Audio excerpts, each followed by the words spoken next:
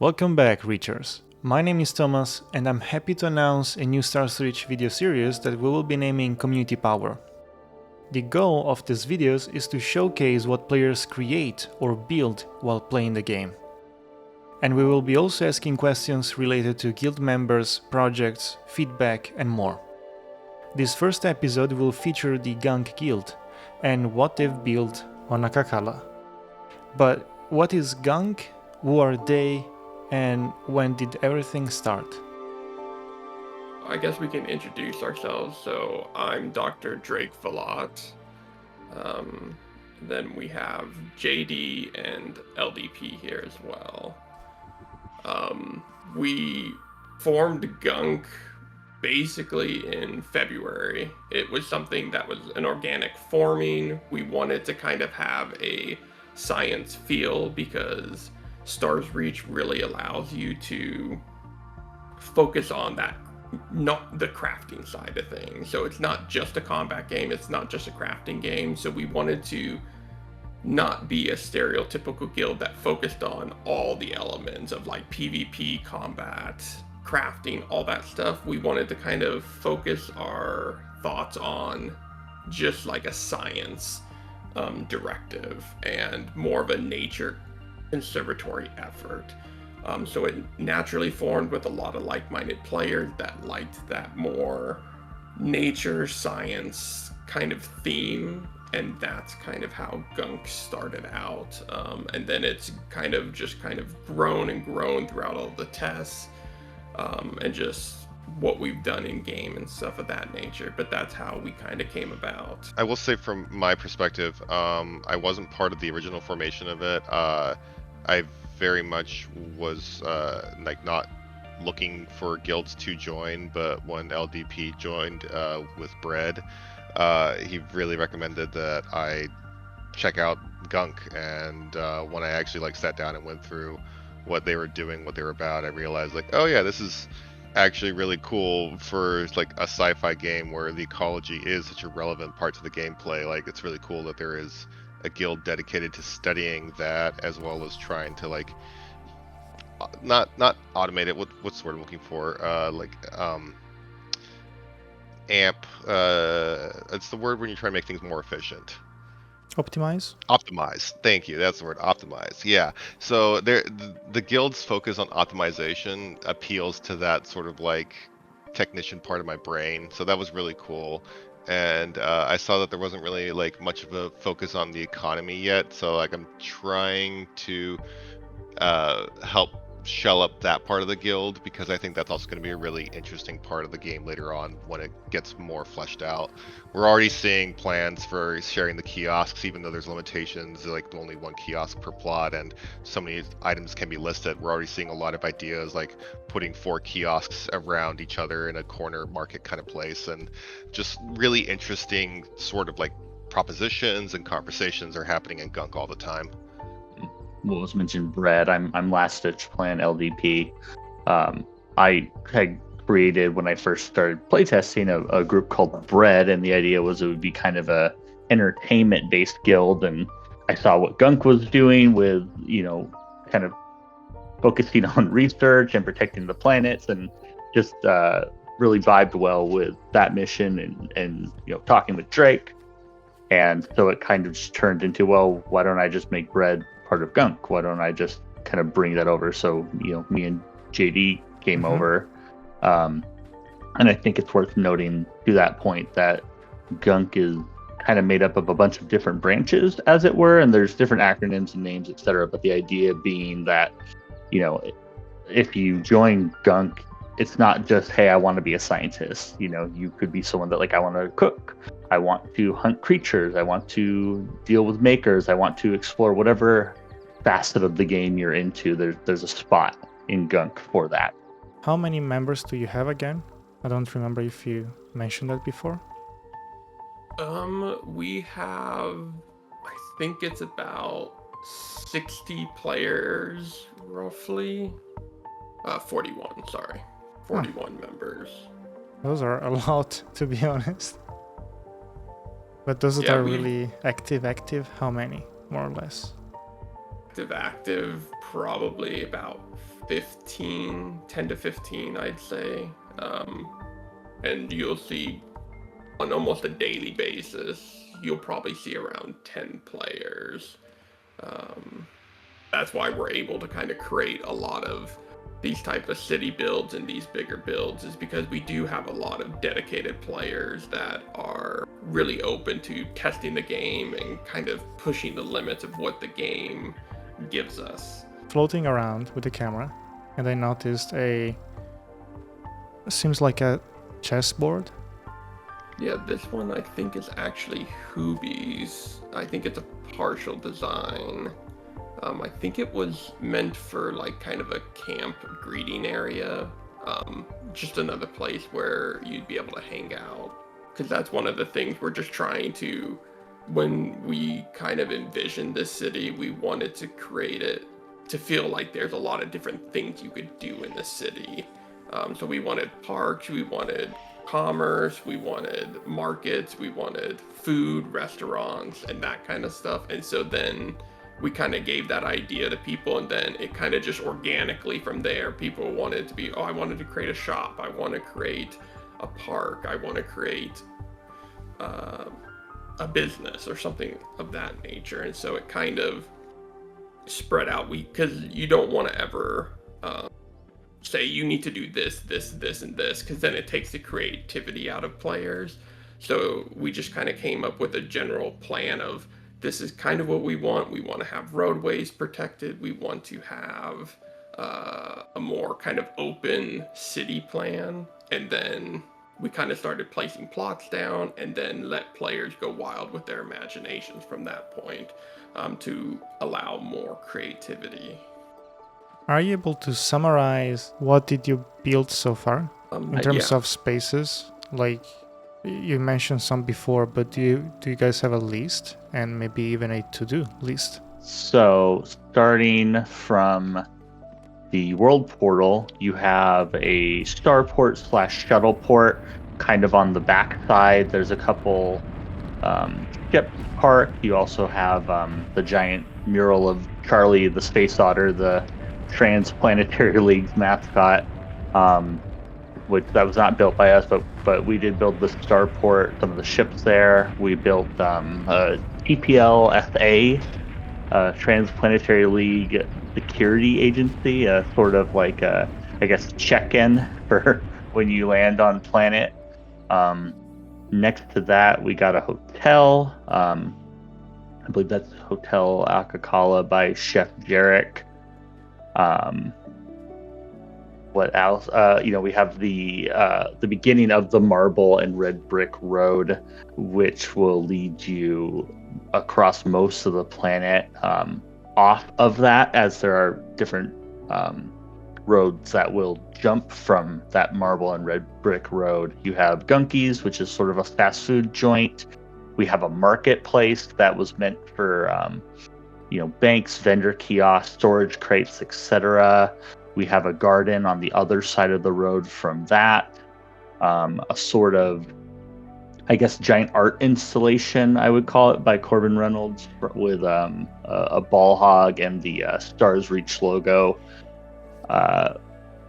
There's actually several gardens now that I think of it. I mean, there's almost too many to count. If you keep going along the road, you'll hit the tunnel, which is a very cool little architectural piece that actually takes you underground and pops you right back up. From there, you'll start to see the cage, which is meant as kind of a multi-use space.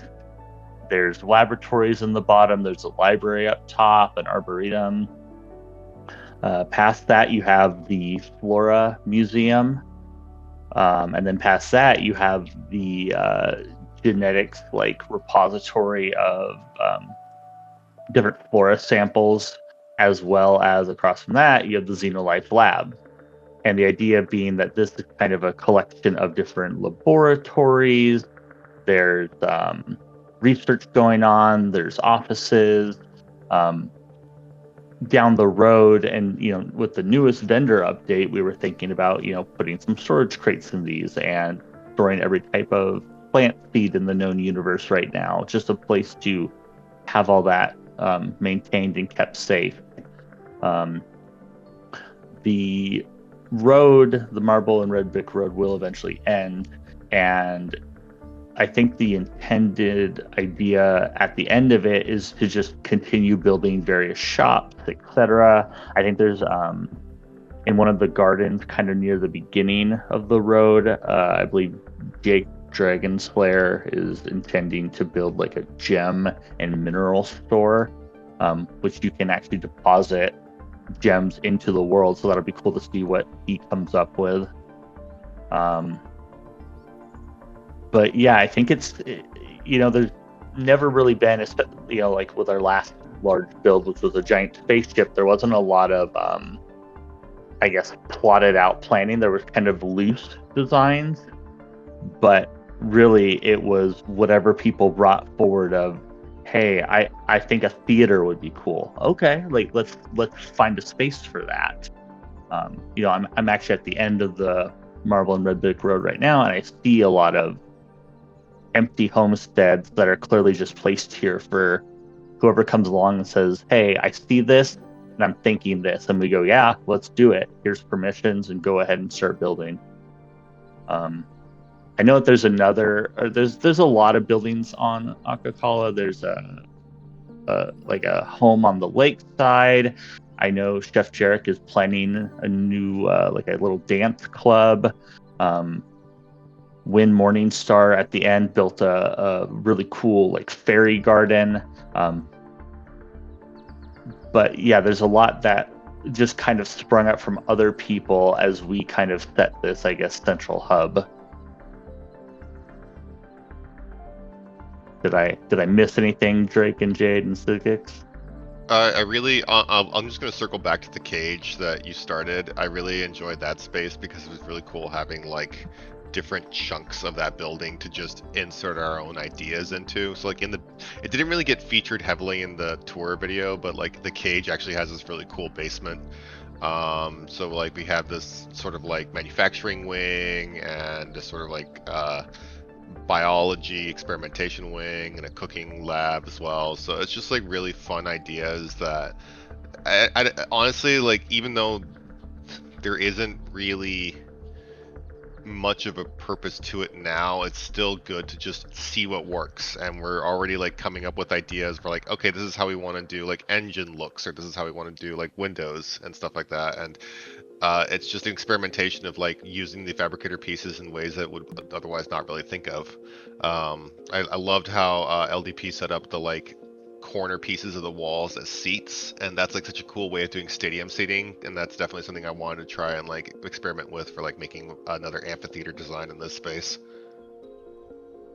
Yeah, and a lot of it also is like kind of how JD was just talking about, is it's thinking to the future. Like we're trying to think of how things could kind of work 6 months down the road or something of that nature. Because one of the things we've talked about is Stars Reach has a really good opportunity for being able to teach real things, because there's physics in the game, there's geology in the game. Like it mirrors more of a realistic sense, and so like that's kind of where like the museum came into place. We wanted to be able to showcase and show players all the different flora in the game, so that players could eventually, like down the road, it could be kind of like a teaching museum. Like you could role play around it and kind of teach people about plants and stuff of that nature. So it's those type of things that we're trying to think towards the future and figure out ways we can really push the game to the limits and see how we can make the game even more fun and more immersive for all the different types of players. May I ask you to bring me to the cage? The part we missed during the tour? We inadvertently built a light tunnel I saw that. because of the oaks. Yeah, because of the oaks disappearing. So yeah, this is the above section of the cage, and then there's also like an arboretum on the top floor that's really gorgeous looking. But the lower levels inside the cage are like through here. Oh yeah, we missed this. Yeah, at least I missed this. Okay. And then I like to call this the Zeta manufacturing wing. Some people say it's up the stairs, some people say it's down the stairs, some people say it's to the left, others say it's to the right. You know, it's the same problem with the Z. orientation. Mm-hmm. And then we have our growing plots in here. And so there's room for more activity here if anybody wants to like contribute to a design in here. But we also have our little kitchen area. Or is this I think this is a kitchen, but it could be a blacksmithing area. I'm not the original person to build this corner. I did the manufacturing wing. And then I don't know if you caught all the upper area of the cage, but the arboretum up top is gorgeous. Oh, it was gorgeous until the plants reset. Now I'm not so sure if the plants are actually there anymore, but the build is still great. I keep forgetting the plants got reset. Yeah, the library has such a cool look that LDP kind of put together with just simple things like walls or ramps and just making it look like data areas that you could like pull the book right out of the wall. It was a really innovative idea, and it's seeing that type of stuff that players are doing, just trying to innovate on just the pieces we have available and kind of making them our own type of thing.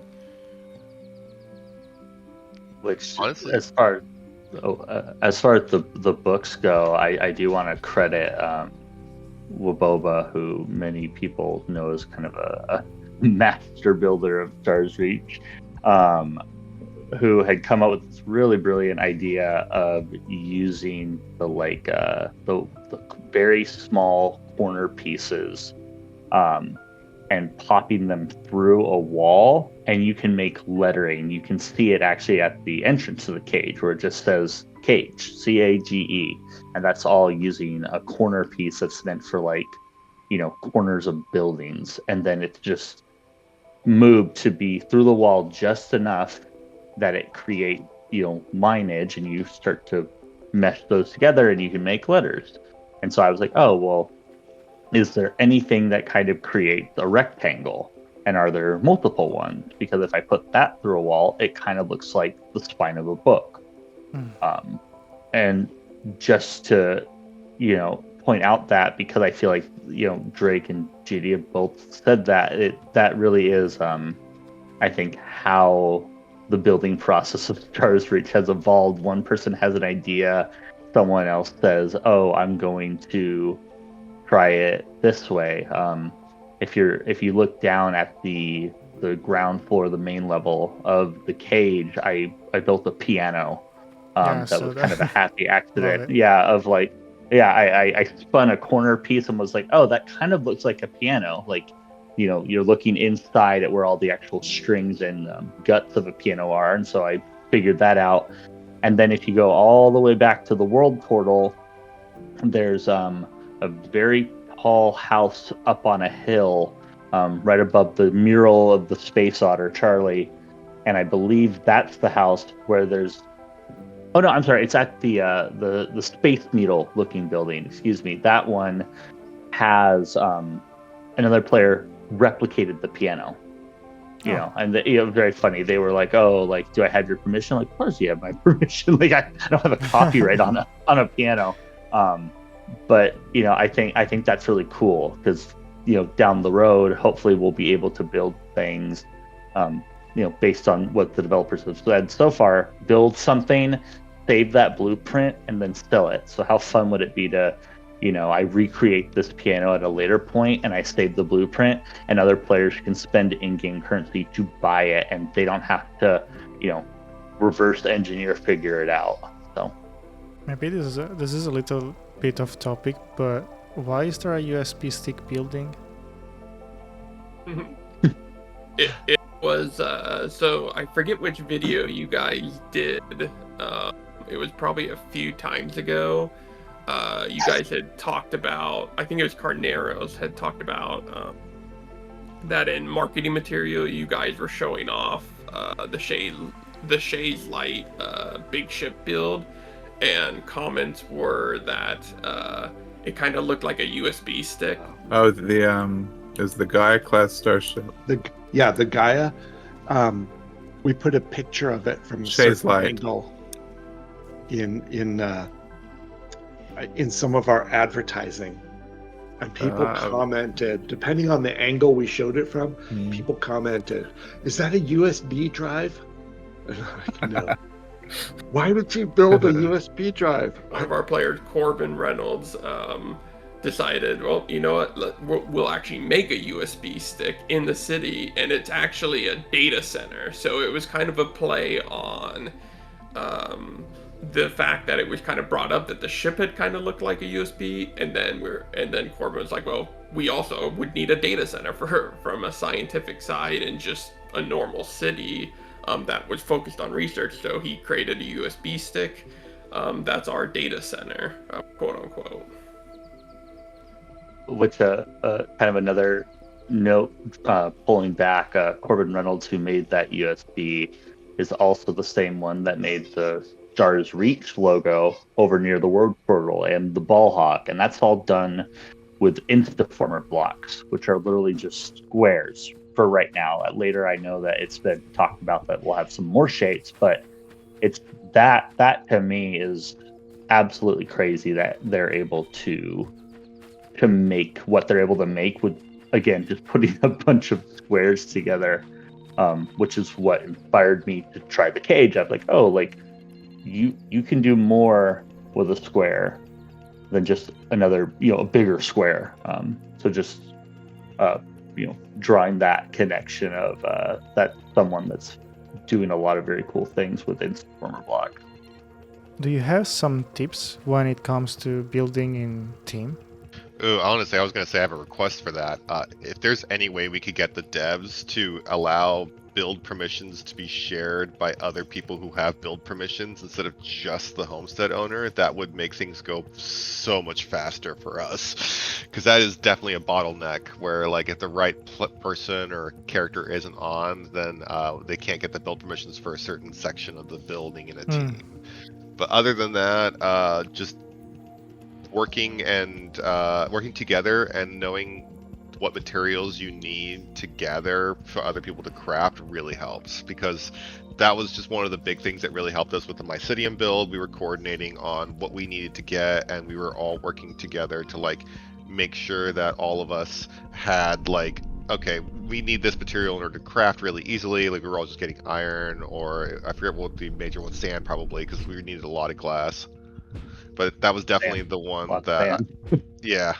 But that was definitely like, that's when I realized just the real power of working together in Gunk was just like, oh wow, I really leveled up my crafting really fast thanks to other people just dropping off stuff that they weren't using, because they're just doing other things rather than crafting. And that really helped. When it comes to building, I highly suggest using the keys, because that definitely saves a lot of time on moving things around. I know it's not ideal, but that's how I like doing it in this game.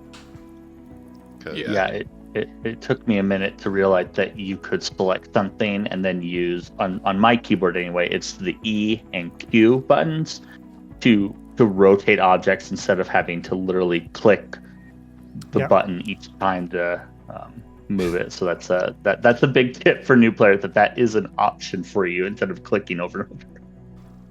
Yeah, and you kind of like what JD was talking about is like, it's also like getting people to have different roles that they enjoy doing. So like you'll have people going to gather materials.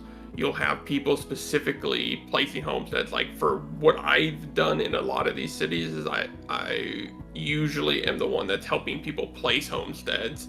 I do the depositing so we can get full height on the homesteads, making sure we give permissions to everyone so that it's more easier for people to build and stuff of that nature. So it's a lot of team, like that's something that we're always talking about in our Discord, is it's teamwork. Like before these builds, we have chats that go for thousands of messages that we're just trying to plan, figure out what people want to do, how we could think of different things. And then it's a lot of like, one of the big things we see is people don't get full height on homesteads, and that's just all you need to do is deposit up maybe 11 meters, and then you place your homestead on top of that, and that gets you that full 21 meter height on your homestead, which gives you a lot more, especially if you don't want that like basement feel. So it's stuff like that, little tips, little tricks that we've learned along the way to make things a lot more easy. And then in past builds, like with Mycelium that JD mentioned, we tried to do a road and it got absolutely destroyed because homesteads weren't protecting it. So this build was something that we wanted roads to be protected because roads give you the faster speed movement. It just looks it makes it more of a city feel. So we wanted to protect it with homesteads because then meteors coming down or players terraforming wouldn't be able to destroy it because they're all protected by homesteads. So there's just little things you can think of to help kind of make what you're trying to figure out and create like a city like this. Which, even as you're saying that, Drake, I'm like thinking about some of the old ideas we've come up with. I'm like, oh, well, now we have these brand new, like, big window pieces. And what if, we've talked about a dome previously, because we have meteor showers in the game and we have, wildlife that will wander in. So what if we took those and rotated them? It's not going to be a perfect, semicircle, but we could really easily, I think, just make a dome out of those and build the city within that. And that, maybe that'll be what we do in our next build. It all kind of depends on what we're feeling when we wipe. Another kind of funny sort of metagame trick, I guess, is one of the starting classes or professions. I can't remember what the terminology specifically is, but you pick it and you get the ability to place a single homestead unlocked right from the get-go. Now, let's say I have a character I've maxed out my homesteads. I have all 3. I can't place anymore, but I have another idea for a build. So I have a friend, let's say JD, who's like, oh, I haven't maxed out my character slots yet. And I tell him, okay, pick the starting profession that gives you the homestead.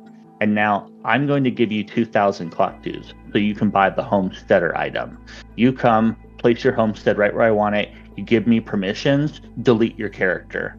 The homestead, as of right now, doesn't get deleted. And I have permission, so I can go wild building there. And then let's say I wanted 4 more homesteads because I'm making 4 houses or something. I can just have JD do that for 3 more times. So again, there's some things that we kind of figure out how do we use the rules as they are to kind of expedite things, get with the full knowledge that even a month from now, none of this might work anymore. It might be a totally different system as things get improved and worked upon, and we figure out new things.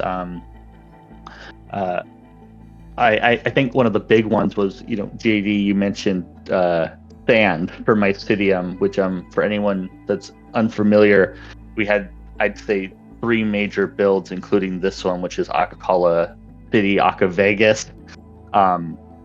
We also had Shay's Light, a giant spaceship with a bunch of different rooms and things going on, and Mycelium, which was a giant mushroom-looking sculpture with, rooms and buildings and stores and things on top of it. But anyway, Mycelium did use a lot of glass blocks. And at the time, it was, I'm pretty sure, like a 1-to-1 build almost. So like you had to click each time and you were only getting like 1 piece or 2 pieces. Mm-hmm. And it was very slow, very, very slow. And so, we kind of figure out how to just click through that quickly. But then, like, I think within an update or 2 of building Mycelium, Playable Worlds introduced mass crafting, in a sense, where everything required more resources, but you also built more. That would have, shaved down building Mycelium easily by like half or a third, at least, of the time. So it's very fun to look back at the ideas we came up with and seeing how improvements to the game negated them as quality of life improves, and they take our feedback to heart and come up with fun solutions. Let's skip 2 years ahead. Do you think your group will ever evolve, like become bigger? Will you have your own planet with your custom rules? I hope so. I think we've been able to grow pretty steadily over the pre-alphas thus far, and we definitely we have our planet from Kickstarter, so it's something that we've talked about trying to create a city. We're still in so much planning and figuring out phase and trying to figure out what planets are even possible. But that's something we are definitely looking forward to with all this stuff, and it's kind of a testing bed for us right now, because we know we want to have a city build on our planet, and we want to be able to be as inviting and be able to do as much stuff with the community as possible. So it's like these type of city builds is really kind of a learning step for the group, because to run an entire planet, you're going to need so much teamwork and so much working together and just experience on what works, what doesn't.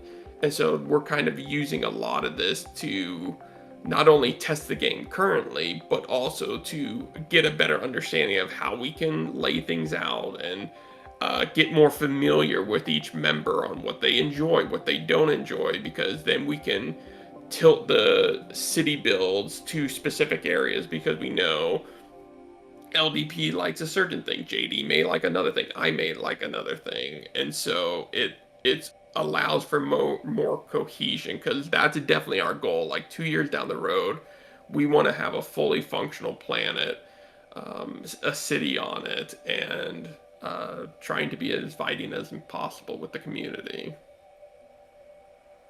And, of course, 2 years down the road, we've unveiled our true master plan of pruning the known universe of all organic life. Drake pulls back his face. He's actually a servitor. So only teasing. But yeah, I mean, everything Drake said, I fully agree. There's so much room for people to figure out their niche, and I think that's played a lot into planning ahead what the planet will look like. In 2 years, we cross your fingers. This Stars Reach is fully out, and all the little profession tabs under skills that you can see right now are fully fleshed out and something that you can actually do in game. So I know we've talked a lot about, like, I came into this game thinking I'm just going to cook, and I really love building. And in, even a month, maybe I changed completely. So in 2 years, I think it's almost impossible to guess. I will say, one of the things I really appreciate about Gunk is that it is very forward-thinking. Like, it's been planned from the beginning to be expansive and to encompass a lot of different interests. So I think 2 years from now, we will have a lot more to do in the game, and that will justify a lot of what we've been planning with Gunk. And I really loved the idea of us being able to just work together, and I think that sort of spirit of just working together and coordination will really help Gunk survive, because we're not really looking to accomplish anything direct. We're not really looking to achieve some end goal. We're really looking to just study the game. We're looking to really take advantage of all the different systems that are available in the game with all the different branches that we have in the guild. And that's, I think, what's special about Gunk, is that there is room for everybody. It's not a guild specifically focused on just science. It's focused on enabling the game as much as possible. If you're interested in building, we have a space for that. If you're interested in cooking, we have a space for that. If you're interested in just the combat, we have a whole division dedicated to that and helping out people who need help with combat, because we understand that not everyone's going to be into every little thing in this game. So it helps, because that was something that I initially didn't get about Gunk, was just it's just a science guild. I'm not really interested in doing the science in the game. But when I actually looked at the organization, I realized, oh wow, really is something for everyone here. That's when I figured, okay, cool, let me find that niche that's not currently being filled and see what I can do with it. And that's why I'm really happy to like work with Market and like help Market out. I haven't really had much of an opportunity to do more with it because my playtime hasn't coincided with the testing time, even though we've had the expanded windows. It's just not been ideal for my job. But I really do love that we're already getting these economic thoughts in game, that we're getting the vendor kiosks and people are already planning out like, okay, how can we share this? How can we use this to the advantage of everyone and not just like try and muscle out somebody else. We're not really interested in competitiveness. We're not really interested in trying to be the best at this. It's more about really just trying to get the most out of the game for everyone. And I really like that about Gunk. Definitely is what drew me in. Yeah, and maybe a minor shout out. Drake, you're, basically cataloging every known thing in the game, which has been crazy impressive. JD, you're making these very fun kind of old timey newsreel type videos, among other things. I'm trying to work on building. I know we have Julie Wainlight, who's doing a lot of like planting and medical. Anytime you get into a fight, if you see her, most likely she has a helix out and she's trying to heal people in combat. Yeah, I've seen that. You have Win Mornings. Is it? So she has Obsidian like Stone is their Obsidian name. Stone. Thank you. But her character name is Win. Right. She's fully doing like botany, anytime there's any updates with herbology or plants, she's the first one to comment on that. You have Jake, who's trying to work a little more in like building, physics has and that's SGISK. I apologize if I'm mispronouncing the letter combination. It is always out on hand with minerals, loves to gather, and that's been so instrumental. And that's not even touching the tip of the iceberg of kind of, I'd say, the usual suspects of very active players that are doing very different things, and it's all bringing every project we do together. Also, honestly, special shout out to Hooby, because his analysis are always so in depth. Like, I get so much out of reading his analysis. So it's really cool that we have all of these amazing members that are like actually into the game mechanics, and it's not just about, I don't know, I always feel like so many guilds have like a singular focus, and it's really nice that we don't have to worry about that, and we can do whatever you really want to do. I have a final question, which is, what are you working on right now in terms of buildings or projects? Like, is there any specific building you want to complete or to finish? That's a good question. I know with the market side of things, we've been working on the marketplace here because we wanted to kind of have a central trade hub that could kind of draw players into a central location. So I imagine we may try and fill out this area a little bit more, since we're limited to one kiosk per homestead. So we may try and maneuver things around. I know I created Xenolife Labs back there in anticipation for the kiosks happening, because again, it kind of just showing the like company type feel to the game. So I imagine we're trying to play off of what we see in the updates that are coming, and that's kind of where we gear what we're going. Because I know we have still a handful of homesteads that we keep, just so if something comes up, we're not like, oh, we don't have any homesteads available. So we always have some of those in our spare pocket so that we can figure out what we want to build going forward as we get new updates as they come. By the way, I love the 2 spotlights you guys made. I know they are maybe very simple, but I love lights. Yeah, those ones. I love lights too. They're actually my job for a living. I design lights for theater, really? But that's why I'm actually making a theater right now. So my current personal build project is I'm trying to make a new version of the amphitheater that I made on Mycetium. So I really like the amphitheater design from the ancient Greeks, and so I'm constantly just trying to recreate it. That's super cool.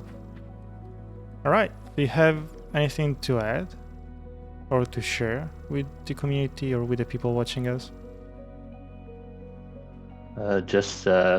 I look forward to seeing you in game. I mean, it's been a lot of fun making new friends and just seeing some of the crazy stuff people are getting up to building wise. And now that we're starting to see more of the gameplay loop come in and buying and selling and trading, it's an exciting time to be play testing the game at this level. Yeah, and I would just say, like, if you're a player out there and and you're not necessarily comfortable playing with groups or stuff like that, just try dipping your foot in it. Like, this community has a lot of really helpful players that they just want to help you, and they'll help teach you the game. They'll help you with builds. They'll help you get supplies. So just try and like talk in chat, talk in Discord. You're going to have like joining in these types of builds and being able to have a bigger thing you're a part of, being part of that community, I think would be very beneficial for players. Even if that's not your typical thing, try doing it here and there and working with other players, because the community is only going to get better as the game becomes more and more polished. So that would be my recommendation for players. Yeah, I'm definitely one of those players that does not like socializing, and honestly, I heavily recommend coming to Gunk because I don't say much in chat. I don't like talking much in big groups, but I love the interactions we get at Gunk. I love the conversations that we have and the plans that we come up with. It's such fun ideas, and honestly, if you're into this kind of stuff, by all means join us. We would love to have you. Sorry, another question, because now that I remember, what is that big tunnel or huge hole you're building underground that is as big as the world map? Is there like a top secret project? What is that?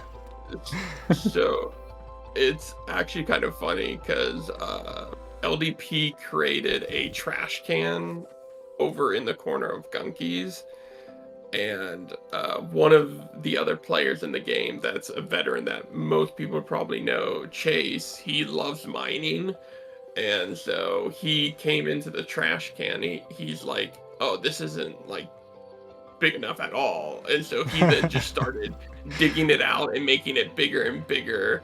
And then I think it just turned into his project of he was just gonna mine everything out, and just kind of create a tunnel. I know it was like spawning like ideas of like, oh, you could have like a Mines of Moria type of build. And so it's just those things that players start thinking these creative things, and it's like, well, maybe we will do like a Mines of Moria type build in the future. Like it's limitless. You just need ideas from people, and that's just some organic thing that happened just from a trash can in the ground.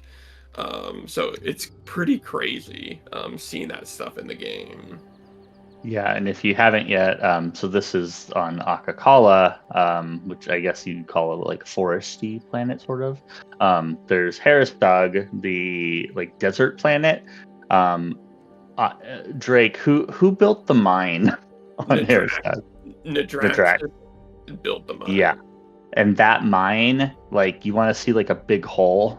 That mine is insane.